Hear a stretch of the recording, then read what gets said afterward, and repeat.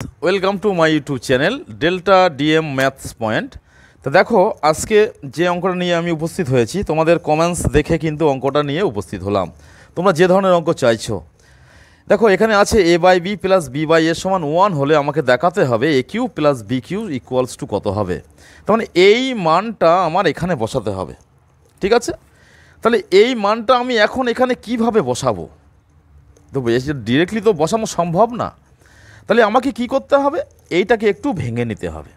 কিভাবে ভাঙবো? দেখো আমি এই দুটোকে বাঁদিকে এলসিএম মানে লসাগু করে নেবো। এই অঙ্কগুলো কিন্তু একবার প্রসিডিওর শিখে নিলে তোমার কিন্তু আর ভুল হবে না। আর একটা কথা বলে রাখি, অঙ্ক সঠিকভাবে শিখতে গেলে ভিডিওটা পুরো দেখবে, এবং যেখানে শুধু আমার ভিডিও দেখতে হবে তার অর্থ নেই।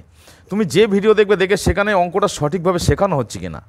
অঙ্ক কিন্তু সঠিকভাবে আগে তোমাকে শিখতে হবে, সঠিক পদ্ধতি অ্যাপ্লাই করে শিখলে তবেই অঙ্ক মনে থাকবে, আদারওয়াইজ কিন্তু মনে থাকবে না। অতএব ভিডিওটা পুরো দেখো, অঙ্কটা বুঝতে পারো কি না। তাহলে এ বি লসাগু হবে, এ বিকে বি দিয়ে ভাগ করতে হবে, করলে কি থাকছে? এ থাকছে, এ আর এ গুণ করলে এ স্কোয়ার। এই প্লাস সাইন এখানে আসছে, এ বিকে এ দিয়ে ভাগ করলে কি থাকছে? নিয়মটা হচ্ছে এইটাকে এটা দিয়ে ভাগ করতে হয়। বি থাকছে, বিটা উপরে গিয়ে গুণ হলে বি স্কোয়ার সমান 1, ঠিক আছে?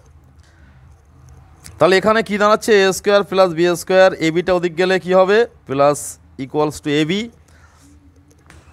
এখানে এ স্কোয়ার, এই এ বিটা বাঁ দিকে আসলে মাইনাস এ বি, এখানে plus B square equals to কী হবে? যেহেতু বাম দিকে সব চলে এসছে, 0 হবে, 0।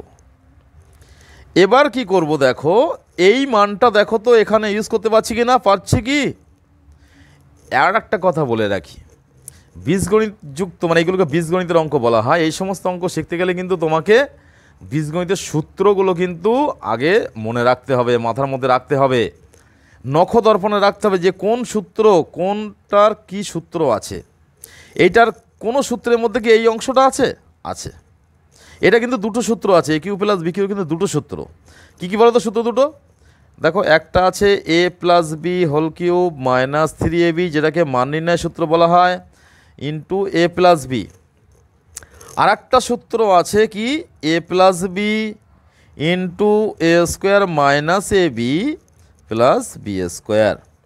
তাই দুটো সূত্র আমরা কোনটা নেব? এই সূত্রটা নেব। কোনটা নিতে হবে? তাহলে তোমাকে কিন্তু সূত্রটা কিন্তু মাথার মধ্যে নখদর্পণে রাখতে হবে যে কোনটা আমি নিলে এটা সুবিধা হবে। তাহলে যেহেতু এই অংশটা, এই পার্টটার মান 0 বার হয়েছে, তা নিঃসন্দেহে বুঝতে পারছি যে এখানে ইন্টু 0 দিলে 0 ইন্টু সামথিং মিন্স 0, তাহলে আমরা অঙ্কটা 0 আনসার পেয়ে গেলাম।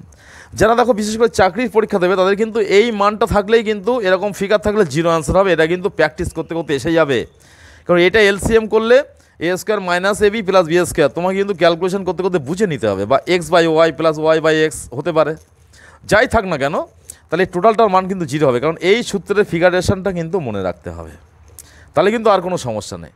তো যাই হোক, আশা করি যদি ভালো লেগে থাকে চ্যানেলটাকে সাবস্ক্রাইব করে ভিডিওটাকে লাইক দিয়ে সকলের মধ্যে শেয়ার করে দেবে। আর কী ধরনের অঙ্ক শিখতে চাও একটু কমেন্টস বক্সে আমাকে জানাবে, তাহলে আমি সেই ধরনের অঙ্ক তোমাদের জন্য রেডি করে, আশা করি অঙ্ক শেখো। না বুঝতে পারলে আমাকে বারে বারে বলো। আমার কাজ হচ্ছে তোমাদেরকে অঙ্ক শেখানো।